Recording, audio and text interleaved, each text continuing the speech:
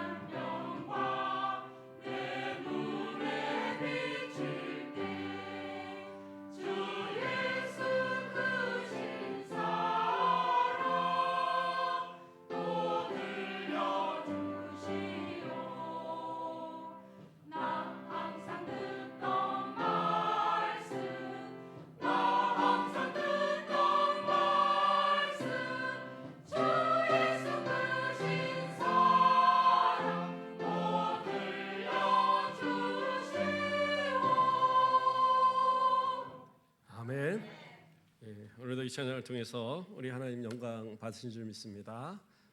감사합니다. 옆 사람과 인사하겠습니다. 사랑합니다. 환영합니다. 잘 오셨습니다. 그래요. 좀 인사 좀 해보세요. 그래요. 우리 혜수, 우리 명언 서로 모르는 사람들인가 봐요. 인사를 안 해. 서로 옆에 같이 있으면 인사도 하고. 그래요. 오늘도 이렇게 맑은 날 또 우리 성도들과 함께 예배드릴 수 너무 감사합니다. 사랑합니다. 사랑합니다. 감사합니다. 자, 오늘 말씀의 제목은 여호와의 분노의 매입니다. 여호와의 분노의 매. 제목이 좀 살벌하죠. 예. 예전에 저희 집에 회초리가 하나 있었어요. 거기 보면 사랑의 매라고 써 있었습니다. 그거를 어디서 주워 왔어요. 제가 주워다가 어디 놨는데 그런데 우리 둘째가 어렸을 때입니다. 저희 아내가 하도 뭐가 말을 안 들었는지 빗자루로 한 대 때렸어요. 그랬는데 이 아이가 이제 그게 화가 난 거예요. 온 동네 돌아다니면서 엄마가 빗자루로 나를 때렸다. 엄마가 이럴 수가 있느냐. 진짜 교회 가서 소문을 다 내고 다닌 거예요. 그러니까 교회 집사님 선생님 한 분이 야 그거는 사랑의 매야 이렇게 얘기한 거예요. 아니라는 거예요. 집에 사랑의 매 따로 있는데 그 빗자루로 때렸다고. 그러니까 이제 할 말이 없어진. 어쨌든 매라는 것은 그렇게 기분 좋은 건 아니에요. 때리는 사람도 맞는 사람도 그렇게 기분 좋은 건 아닌데 때로는 하나님께서도 사랑하는 성도들을 향하여서 매를 드실 때가 있다라는 거죠. 근데 그 매가 그저 한 대 뭐 이렇게 톡톡 떼 있는 정도의 매가 아니라 여기서 뭐라고 그래요? 여호와의 분노의 매. 마치 화가 잔뜩 나셔서 그래 너 이제 도저히 용서를 못하겠다 그 정도로 때리는 그러한 매가 있을 때가 있다라는 거예요. 어떻게 어디다 신고 한번 하실랍니까? 근데 하나님은 공의의 하나님이셔서 반드시 때려야 할 매를 때리시는 거예요. 그러면 그 때리는 마음은 기쁘시겠어요? 전혀 그렇지 않아요. 우리를 대신해서 십자가에 돌아가신 예수 그리스도도 결국엔 우리 죄를 대신해서 그 매를 맞으신 거거든요. 물과 피를 다 쏟으시면서까지. 그래서 그 매가 때로는 반드시 맞아야 되는 매는 피할 수가 없어요. 오늘 본문에서 이야기하는 이 매도 결국에는 그러한 매입니다. 예레미야 애가는 어떤 것을 시대를 반영하고 있습니까? 예레미야 애가는 이 유다가 완전히 멸망한 때, 유다가 멸망해서 더 이상 예루살렘에 돌 하나도 제대로 세워 있지 못한 그런 상황을 예레미야 선지자가 그것을 보면서 한탄하면서 기록한 글입니다. 그럼 언제 그것을 보면서 그 상황을 이렇게 기록을 했을까? 사실은 예레미야가 이 예루살렘 성이 멸망할 때에 어디 있었습니까? 그 감옥에 들어 있었어요. 군정에 들어 있는 감옥에 들어 있었는데 이 성을 함락하면서 그 느부갓네살 왕이 이 예레미야를 풀어줍니다. 풀어줘 갖고 그냥 가서 너 저기 그다랴 사감의 아들 아히암의 그 아들 그다랴의 집에 가서 거기서 그리고 이렇게 있어. 그렇게 풀어줍니다. 그런데 이 사람이 그대로 가만히 있느냐? 아니요. 예레미야 선지자는 한 사람이라도 더 구하고 싶은 마음에 그들에게 이 바벨론에 대항하지 말고 이것은 하나님의 뜻이니까 이 징계의 매를 그냥 받아라. 그리고 하나님께서 반드시 그들을 다시 구원할 것이라는 그 약속의 말씀을 이미 예레미야는 알고 있기 때문에 아마도 한 사람이라도 더 그들을 구원하기 위해서 정말 그 가슴 아픈 심정으로 그들을 이렇게 찾아다니면서 그럴 거 아니에요. 이 군병들 앞에서 죽으면 죽으리다 덤비는 사람들도 있을 거란 말이에요. 그러지 말도록 계속 만류하던 그런 모습이 아니었을까. 그러다가 어떻게 해요? 또 포로로 다시 잡혀서 끌려갑니다. 그게 포로로 이제 쭉 끌고 가다가 누가 이제 봤느냐? 그 느부사라단이라는 사령관이 이렇게 보니까 가만있어 봐. 저 사람이 누구지? 보니까 예레미야가 있는 거예요. 아니 당신 내가 풀어준 사람 아니야. 이 느부갓네살 왕이 풀어주라고 그래서 내가 직접 풀어준 사람인데 당신 여기 왜 있는 거야? 그래갖고 포승줄에 쭉쭉 끌려갖고 저 바벨론으로 끌려가려고 한참 가다가 그러다가 거기서 아이고 도저히 안 되겠다. 너 일로 나와. 그래갖고 이제 풀어서 주면서 그 사람을 이제 예레미야에게 이야기합니다. 우리하고 바벨론을 가도 좋고 네가 여기도 남아도 좋고 너의 마음대로 해라. 왕이 너를 풀어주라고 했으니까 나는 풀어줄 테니까 너는 네가 알아서 해. 근데 이 예레미야 선지자는 어떻게 해요? 이 멸망한 유다에 남기로 합니다. 그러면 포로로 끌려가기 싫으니까 그런 거겠죠. 그게 아니에요. 느부갓네살 왕이 왜 예레미야를 풀어줬겠어요? 예레미야 선지자가 이 바벨론에게 대적하지 마라. 바벨론을 그 바벨론이 쳐들어올 때 그냥 그들에게 순복하라라고 그렇게 외쳤단 말이에요. 이건 하나님의 징계이니까 이 징계를 그냥 받아들여라라고 수없이 외쳤고 그 외침의 소리들을 누가요? 느부갓네살도 알고 있었던 거예요. 그리고 자신들이 포위할 때 그 안에 첩자 한두 명 안 집어넣겠어요?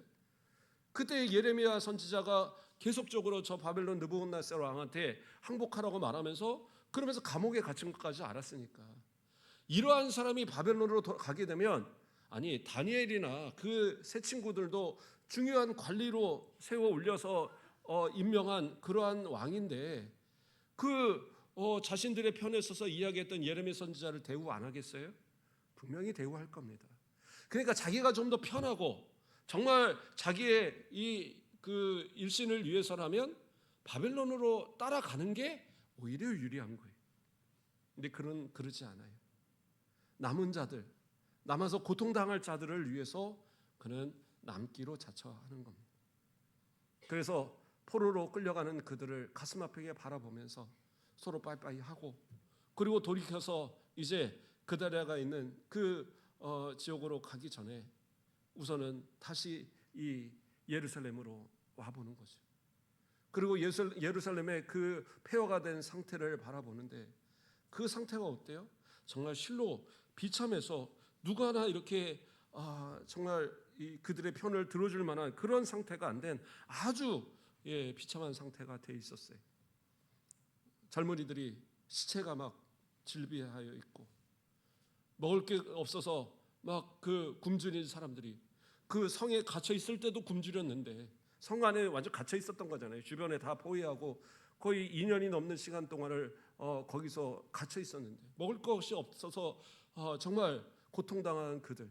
그런데 이 성이 열리고 또 포로 다 끌려가고 그리고 거기에 쓸데없는 사람들만 다 남겨놨는데 그런데 뭐예요? 그들도 먹을 것이 그렇게 별로 없었던 것 같아요. 그러니까 결국에는 어떻게 해요? 죽은 시체들을 뜯어먹기까지 하는 그런 아주 비참한 상황에 처해 있었어요. 그러한 모습을 보면서 정말 그나마 남은 어린아이들 막 눈물을 흘리면서 막 엉엉 울어대면서 엄마를 찾아도 누가 하나 이 반겨줄 그런 사람도 없고 먹을 거 하나 입에 넣어줄 그런 상황도 안 되는 아주 비참한 상황에 처한 이 모습을 보면서 예레미야는 더 큰 마음의 고통을 받고 있는 거예요. 사실 예레미야가 요시야 왕 때부터 5명의 왕을 쭉 이 활동을 했죠. 그 5명의 왕의 시간 동안을. 그런데 그때마다 예레미야는 무엇을 전했어요? 이 땅의 멸망을 전했어요. 그러다 보니까 다른 사람들은 이 예레미야를 정말로 싫어하는 상황들이 벌어지는 겁니다. 왕도 또 신하들도 또 그때의 거짓 선지자들도 너무 싫어하는 거예요. 그래서 심지어는 자신의 고향 사람들이 죽이려까지 하고 성전에서 제사장들과 그 백성들이 이 예레미야를 죽이려 하는 일도 여러 번 있었어요. 그러나 하나님을 두려워하고 이 예레미야 선지자가 진짜 하나님의 선지자로 아는 사람들이 그를 위해서 보호해주는 그러한 부분들이 있었기 때문에 그는 어떻게 해요? 죽임을 당하지 않고 생명을 보존할 수 있었던 겁니다. 물론 하나님의 보호하심이죠. 그렇게 수없이 옥에 갇히기도 하고 또 막 구덩이에 던져지기도 하고 사람들에게 죽음의 위기가 여러 번 있었고 그 정도 되면 그래 내가 계시한 대로 내가 정말 하나님의 말씀을 전한 그대로 너희들 멸망했지 않느냐 꼴 좋다 이럴 수도 있는데 예레미야는 그렇지 않은 거예요. 그 나라가 멸망하기 전에 그때 자신의 육신적으로는 더 힘들었는지 모르겠지만 그러나 지금 나라가 멸망한 이때에는 어떻게 해요? 심적인 고통이 너무 큰 거예요. 그 고통이 너무 괴로워서 너무 아파서 그러면서 바로 고백하는 것이 바로 시편 애가의 예레미야 애가의 3장 1절의 고백인 거예요. 여호와의 분노의 매로 말미암아 고난 당하는 자가 나로다. 지금 고난 당하는 유다를, 이 예루살렘을 자신과 동일시하고 있는 거예요. 정말 이들의 지금 이 고통, 비참한 이 상태, 완전히 지금 폐허가 된 이 상태, 정말 시체가 질비한데 이것을 누구 하나 장사 지내줄 수도 없는, 그래서 들짐승들이 와서 그거를 뜯어먹고 있는 이 상태, 이 상태를 바라보면서 자신과 지금 동일시하고 있는 거예요. 이게 지금 나의 마음이구나, 이게 진짜 나의 모습이구나, 이렇게 느끼고 있는 그의 모습. 그렇기 때문에 하나님께서는 아마 이 선지자를 택하지 않았을까. 저 같은 사람은 아마 선지자로 안 택했을 거예요, 그 당시에. 왜요? 저는 꼴 좋다고 그랬을 거거든요. 그러나 예레미야는 그렇지 않아요. 민족을 위하여 눈물을 흘리는 선지자, 애통하는 선지자. 그렇게 민족의 멸망을 계시하면서도 하나님 앞에 기도하던, 눈물로 기도하던 그가 막상 그들이 멸망하고 나니까 그들을 위해서 또다시 눈물 흘리는 그러한 선지자의 모습이다라는 겁니다. 그러면 이 선지자의 이러한 그 마음은 도대체 이러한 고통은 왜 주어지는 것일까? 우리가 한번 생각해 볼 필요가 있습니다.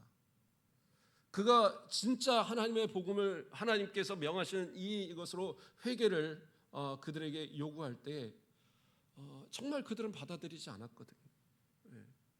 정말 그들에게 하나님께서 즉시 이 번개라도 내리고 무슨 폭풍이라도 내려서 그냥 싹 쓸어버리라고 그럴 것 같은 마음이 들 텐데 전혀 그런 마음이 아니었어요. 이건 하나님의 계시니까 돌이킬 수 없는 분명한 거니까, 그래서 한 사람이라도 그것을 받아들이고 그 가운데 목숨을 건지기를 원하는 것이 바로 예레미야 선지자의 마음이었는데, 그랬는데 그때 거짓 선지자들이 백성들의 마음을, 왕의 마음을 완전히 그 하나님의 계시를 무시하게 만들어 버립니다. 그 가운데 대표적인 사람이 누구예요? 하나냐라는 그러한 거짓 선지자가 있었어요. 이 사람은 뭐라고 얘기를 하느냐? 그 당시에 이미 1차 포로로 끌려간 사람들, 여호야kim 시대에 1차로 포로로 끌려간 사람들이 있었고, 그리고 그들이 이미 거기서 이제 고향으로 돌아가기를 그렇게 애타하는 그런 상황이 있었을 때입니다. 그리고 이 유다에서는 어떻게 하면 저 바벨론에 대항해서 이 독립할 것인가, 그런 어떤 국리를 하는 그런 상황에 있는 그런 때인데, 그때에 이 하나야 선지자가 뭐라고 얘기를 하느냐? 저 앞으로 2년 뒤면, 2년 안에 이 유다가 다시 회복하게 될 것이고, 저 끌려간 포로들이 다 다시 돌아오게 될 것이고, 그러므로 인해서 이 유다는 다시 부강한 나라가 될 거라고, 그렇게 막 거짓 선지자가 그러한 예언을 하는 거예요. 그런데 뭐예요? 그건 말 그대로 거짓 선지자의 거짓 예언입니다. 예레미야도 거기서 이야기합니다. 아멘. 그대로 되기를 원합니다. 나는 또 그렇게 되기를 원한다. 그런데 그렇지 않을 거라는 거예요. 왜? 하나님께서 정하신 그 계시는 반드시 이루어지니까. 그래서 이루어지는 이 고통을 생각하면서 그가 너무나도 괴롭고 슬픈 그의 마음들을 토로하고, 그리고 정작 이 나라가 멸망하자 지금 이 애통하의 애가를 쭉 기록하고 있는데, 그런데 우리가 생각하면 그렇잖아요. 이 하나님께서 이 진짜 예레미야를 사랑하시고 그리고 선지자로 세워서 활동하게 하셨으면, 이제 이 나라가 멸망했으면 그 다음부터는 좀 평안하고 즐거운 삶을 살아가도록 뭔가 배려를 해주실 만한데, 사실상 예레미야도 그 고통 가운데, 그 슬픔 가운데 함께 들어가서 그 고통을 지금 체험하고 있잖아요. 어떻게 보면 이제 좀 더 편안한 삶을 살아갈 수도 있을 텐데, 바벨론으로 따라갔어도 됐고, 아니면 애굽이나 이런 나라로 피해갔어도 됐고, 자기가 분명히 더 편한 길을 갈 수 있는데 그가 왜 안 갔을까요? 첫째는 하나님이 허락하지 않으셨겠죠. 하나님께서 철저하게 그들의 고통과 함께 그 고통을 나누기를 원하셨던 하나님의 뜻이니까. 편한 것을 택하는 것보다는 지금 이 고통 가운데 하나님께서 또 다시 주실 희망을, 앞으로 이 포로의 생활이 끝나고 나면 또 하나님께서 다시 베푸실 그 희망을 전하는 마지막 사명을 아마 감당하게 하기 위해서 그러한 모습을 주지 않으셨는가. 오늘날 우리의 모습들을 보면 믿는 자라고 해도 성도들이라고 해도 고난들 가운데 완전 자유로운 것은 아닙니다. 그렇죠? 똑같은 상황들의 그 고난 가운데 처해 있어서 나라가 힘들어지면 그대로 똑같이 힘듦을 겪게 되고, 경제가 어려워서 또 그 힘듦을 얻게 되고, 자연재해가 일어나도 그 힘듦을 똑같이 겪습니다. 하나님, 내가 예수님을 잘 믿었고 신앙생활 열심히 잘하는데 왜 이런 고난을 당해야 됩니까? 라고 말할 수 있을 거예요. 실제로 그러지 않습니까? 전쟁이 나면 예수 믿는 사람들은 안 죽고 안 믿는 사람들만 다 죽습니까? 그런 거 아니잖아요. 폭탄이 떨어지는데, 폭탄이 팍 터졌는데 그 폭탄 파편이 예수 안 믿는 사람들만 푹푹푹푹 찾아가서 찌르고 나머지는 그냥 멀쩡하게 있고, 그런 기적이 일어날지 모르겠지만 일어날 수가 없는 일이잖아요. 똑같이 다 고난을 당하는 그러한 모습들이 있어요. 전염병이 돌아도 마찬가지죠. 코로나가 걸렸을 때, 코로나가 돌 때 어떻게 합니까? 우리도 예배 다 제대로 못 드렸잖아요. 인원도 한정돼 갖고 예배 드리고, 녹화해 갖고 예배 드리고, 그러면서 예배를 드렸던 기억이 납니다. 왜 그랬습니까? 저는 믿음으로 괜찮아요. 마스크 같은 거 저 안 하고 괜찮습니다. 근데 자기는 괜찮았는데 자기가 코로나 걸려갖고 다른 사람이 심하게 걸린 경우도 있었어요. 우리 교회는 아니지만 어떤 교회는 그래요. 그 부목사님이 어디서 이제 코로나를 걸리고 와서 모르고 이렇게 막 교회 이렇게 돌아다니다가 교회에 나이 드신 분들이 그분한테 옮아서 돌아가신 경우도 있고 그랬어요. 그 초기에 백신 나오기 전에. 이거는 뭐예요? 예수 믿는다고 교회가 무슨 전염병을 막아내고 그런 거 아니란 말이에요. 모두가 그 고난 가운데 다 노출돼 있고 다 그런 거예요. 그러면 예수 믿는 사람들이 뭐가 특별한 겁니까? 예수 믿으면 고난도 없어야 되고, 예수 믿으면 기도하면 질병도 나아야 되고, 재산 같은 거 잃는 일도 없어야 되고, 자연재해가 와도 태풍이 불어도 우리 집만은 피해가야 되고 그러는 거지, 그런 것도 아니면 예수 믿을 필요가 뭐가 있습니까? 이렇게 생각할 수 있을 거예요. 근데 그렇지 않아요. 우리가 속한 공동체의 그 상황에는 우리도 속해 있는 겁니다. 그 속한 공동체가 어려움을 당할 때는요, 같이 당할 수밖에 없는 거예요. 그것이 바로 공동체에 속한 그러한 모습의 당연한 모습인 거예요. 고린도전서 12장 26절을 보면, 만일 한 지체가 고통을 받으면 모든 지체가 함께 고통을 받고, 한 지체가 영광을 얻으면 모든 지체가 함께 즐거워합니다 라고 얘기합니다. 뭐라고 그랬어요? 한 지체가 고통받으면, 한 지체만 고통을 받아도 그 모든 몸의 모습이 다 아프다라는 거예요. 그렇잖아요. 내가 손이 아파요. 손이 막 저리고 아프고 막 그래요. 근데 나머지가 멀쩡하다고 그래서 나는 괜찮아, 이모 손 하나 아픈 거야 대수야, 그러고 그냥 활동할 수 있습니까? 못해요. 욱신거리고 아프고 막 이러면 이게 신경 쓰여서 아무것도 못하는 거예요. 산에 진미를 줘도 맛있다는 생각도 안 드는 것이고, 아무리 즐거운 일을 내가 봐도 그것이 즐겁지 않은, 뭐예요? 그것이 바로 공동체의 모습인 겁니다. 예레미야 선지자는 자신이 비록 그 멸망의 소식을 전했지만, 그러나 정작 멸망한 그 상황을 바라볼 때 자신도 그 안에 이 공동체로서 그 고통을 당하는 것을 감내하고 있었던 거예요. 피하려 하지 않고 그 고통을 다 감내하면서, 그러면서 하나님 앞에 이 민족을 위해서 다시 한번 또 무릎 꿇는 그러한 모습이 되었던 겁니다. 오늘날도 어쩌면 우리에게는 그러한 것을 하나님이 요구하고 계시는 거예요. 예수 믿으니까 나만 멀쩡하고 나만 괜찮고 나만 잘 먹고 잘 살고 그것으로 하나님 앞에 감사하며 살아가라, 그게 아니라 우리 장로님도 오늘 기도하시다가 눈물이 글썽하셨지만 민족의 모습을 또는 우리 주변의 모습을, 우리 성도들의 모습을, 우리 가족의 모습을 생각하면서 눈물을 흘리고 기도하는 것이 바로 그 속한 공동체의 일원의 그러한 의무 아니겠어요? 그게 우리들의 모습이어야 된다는 거예요. 예레미야 선지자는 그렇기 때문에 민족이 맞는 그 매, 지금 이 주변에 이 자신을 괴롭히고 고통스럽게 했던 그 사람들조차도 그들이 맞는 그 매가 바로 나에게 주시는 하나님의 매라고 지금 이야기하면서 고통스러워하는 그 모습을 고백하고 있다라는 거예요. 또 때로는 어떤 경우는 공동체의 이 고난을 대신해서 어떻게 보면 그것을 막아내기 위한 그러한 상징적 의미로 당하는 고난도 있어요. 대표적인 얘기가 뭐예요? 모세가 40일 동안 저 계명을 받기 위해서 시내산에 올라갔어요. 잘 아시죠? 밑에서 뭐 했습니까?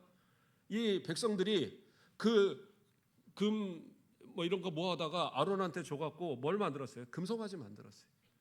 금송아지 만들고 거기다가 막 절하고 막 그러는데 하나님께서 위에서 이미 다 아셨죠. 그러니까 모세한테 뭐라고 합니까?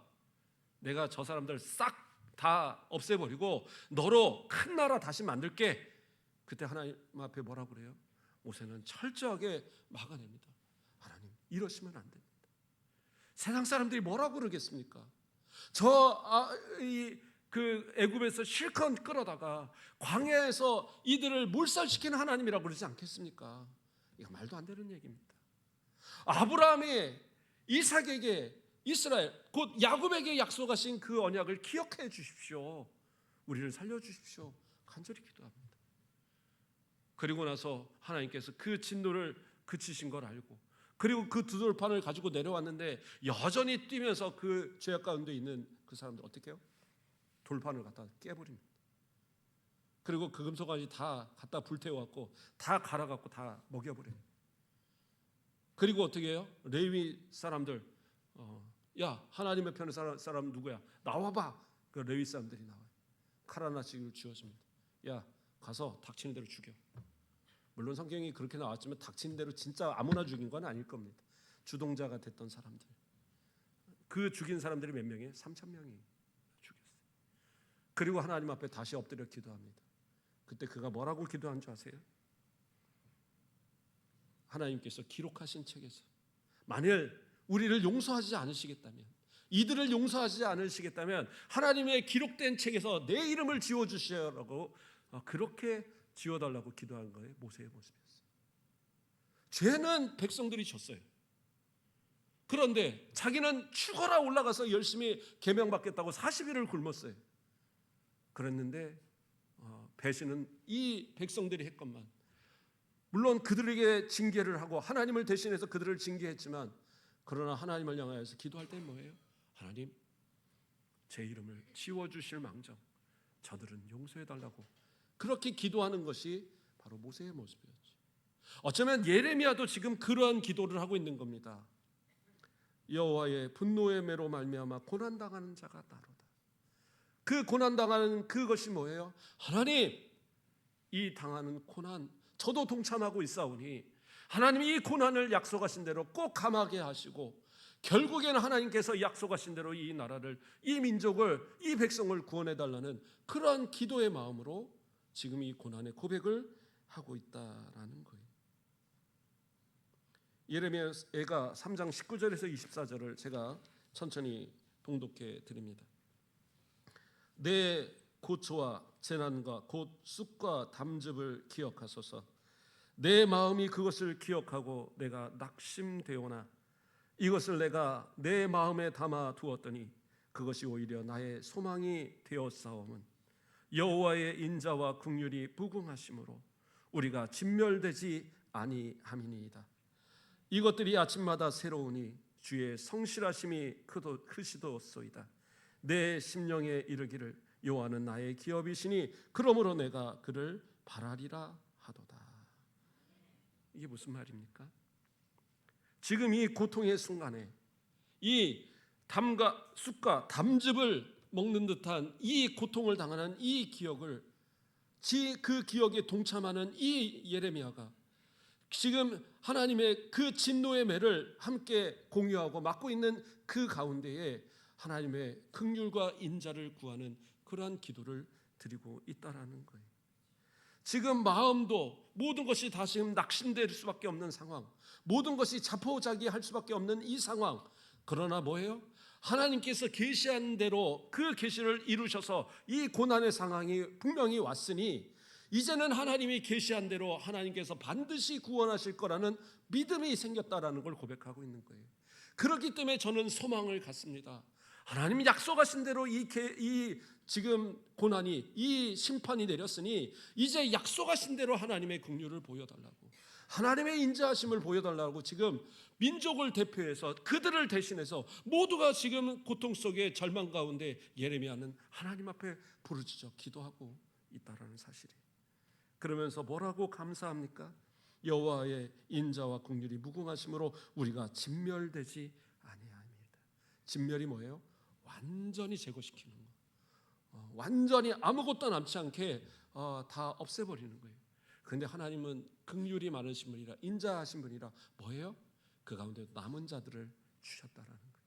포로로 비록 끌려가긴 하지만 또 이 가운데 비천한 자들 겨우 얼마 남아 있기는 하지만, 그러나 그들로 인해서 마치 저 애굽 땅에 이 야곱의 가족 70여 명 가서 거기서 그 적은 숫자가 있었지만 그들이 돌아올 때는 그들이 가나안으로 돌아올 때는 어떻게 해요? 장정만 60만이 넘는 대민족을 이뤘던 것처럼 하나님께서 지금은 이 얼마 남지 않는 남은 자들을 통하여서 다시 그들이 돌아올 때는 이스라엘을 재건할 만한 그러한 출애굽의 역사와 같은 역사가 다시 있기를 소망하는 그 소망으로 이 고백을 하고 있다라는 거예요. 그러면서 뭐라고 그래요? 이것들이 아침마다 새로우니 주의 성실하심이 크시도소이다. 아침이라는 건 뭡니까? 항상 태양이 다시 뜨는 것. 저녁이 되면 어떻게 해요? 해가 지잖아요. 아유 추워, 아이고 어두워, 내일 과연 해가 뜰까? 이거 걱정하시는 분 있습니까? 내일 해 안 뜨면 어떡하지? 아이고 큰일 났네 이거, 이렇게 생각하는 분들이 있어요? 그렇게 생각하는 분들이 혹시 있을지 모르겠지만 그런 분들은 밥 먹으면서 밥 숟갈에 이 반찬이 떨어지면 어떡하지? 이런 것까지 고민하는 사람들인 거고, 그러나 당연한 일인 거잖아요. 해가 뜬다라는 것은 마찬가지예요. 하나님의 약속은 어떻게 해요? 반드시 이루신다는 거예요. 이 고난과 이 걱정과 이 근심의 순간에 바로 이 예레미야 선지자는 이 민족의 아픔에 지금 이 이스라엘의 이 예루살렘의 완전 그 다 무너진, 그리고 다 시체가 질면 이 참상을 바라보면서도 그가 고백하는 것은 뭐예요? 하나님, 아침마다 뜨는 태양처럼 우리 하나님의 인자하심, 그 긍휼하심은 오늘도 반드시 우리 가운데 있음을 믿고 우리가 진멸되지 않도록 도와주시는 그 은혜가 지금도 있어서 반드시 그 약속을 이루시고 회복 주시는 그 은혜가 우리 가운데 있을 겁니다. 지금 그 고백을 하는 거예요. 그러면서 마지막으로 고백한 게 뭐였어요? 내 심령에 이르기를 여호와는 나의 기업이시니 그러므로 내가 그를 바라리라. 하나님을 향하여 소망을 두고 하나님을 향하여 의지하고 하나님을 향하여 끝까지 하나님을 믿고 이제 하나님이 주실 회복, 이제 하나님이 주실 그 돌아오게 하실 그때를 하나님께 소망하면서 기도하는 바로 이 선지자의 모습이다라는 거예요. 여호와의 분노의 매, 그것을 어떻게 보면 예레미야는 피하지 아니하고 그 공동체와 민족과 함께 그것을 맞아가면서, 그러면서 오히려 그 가운데 하나님 저도 맞았사오니, 제가 이 매를 함께 맡고 있사오니 하나님 저를 생각해서라도 이 민족에게 베푸시는 긍휼을, 인자를 잊지 말아달라고 기도하는 예레미야처럼 저와 여러분도 마찬가지입니다. 가정에서 그래요. 하나님께서 주시는 진노의 매 내가 다 맞아도 줬사오니 우리의 가정을 구원하여 주시옵소서. 내가 하나님께서 주시는 그 진노의 매를 다 맞아도 줬사오니 우리 이 나라는 주의 나라 되게 하여 주시옵소서. 내가 이 진노의 매를 다 맞아도 줬사오니 주의 복음이 땅끝까지 이루어지는데 하나님 속히 이루어 주시옵소서. 그러한 복음의 기도와 복음의 그 간구를 할 수 있는 그런 우리들이 되어야 될 것 아니겠습니까? 아이고 저는 그런 거 잘 못하겠는데요. 저는 그런 거 할 수 없어요. 예레미야도 할 수 있는 사람이 아니었어요. 그러나 뭐예요? 기도하는 거죠. 하나님 앞에 기도하는 겁니다. 우리는 약속을 알잖아요. 말씀을 알잖아요. 말씀을 통해서 약속하신 것들이 반드시 이루실 걸 알잖아요. 분명히 하나님께서 주실 은혜를 우리 가정에, 우리가 속한 모든 곳에서 바로 그들을 향하여서 복음의 그러한 도구로 나를 세우셨음을 믿고 포기하지 말고 끝까지 그 공동체 안에서 함께 그 고난을 감당해 가며 하나님 앞에 기도함으로 결국에는 나를 통해서 그 모든 고난이 거쳐지고 나를 통해서 하나님의 응답이 주어지고 나를 통해서 우리 교회가 또 우리 가정이 우리가 속한 모든 곳에서 정말 그리스도의 온전한 그러한 사랑의 그러한 회복의 그러한 은혜의 모습이 체험되지는 놀라운 역사 있기를 주님의 이름으로 축원드립니다. 기도하겠습니다. 사랑의 하나님 감사를 드립니다. 이스라엘이 이 유다가 멸망하는 가운데에도 예레미야는 여전히 기도하고 눈물을 흘리며 민족의 아픔을 가지고 자신의 아픔으로 민족의 고통을 자신의 고통으로 하나님 앞에 고백하는 그 모습을 바라봅니다. 이 어려운 시대에 우리도 결코 세상 가운데 방관자가 되지 말고 기도하는 자로 세상의 고통을 함께 짊어지고 우리 하나님 앞에 나아가는 기도의 용사들 되도록 인도하여 주시옵소서. 주님 오실 날이 가까운 이때에 한 영혼이라도 주 앞에 더 이끌어내기 위하여 목숨을 아끼지 않고 나아가는 예레미야와 같은 이 시대의 선지자들이 되는 우리 모든 성도들 되도록 축복하여 주시옵소서. 감사합니다. 예수 그리스도의 이름으로 기도드립니다. 아멘. 우리 찬송 413장 찬양 드리겠습니다.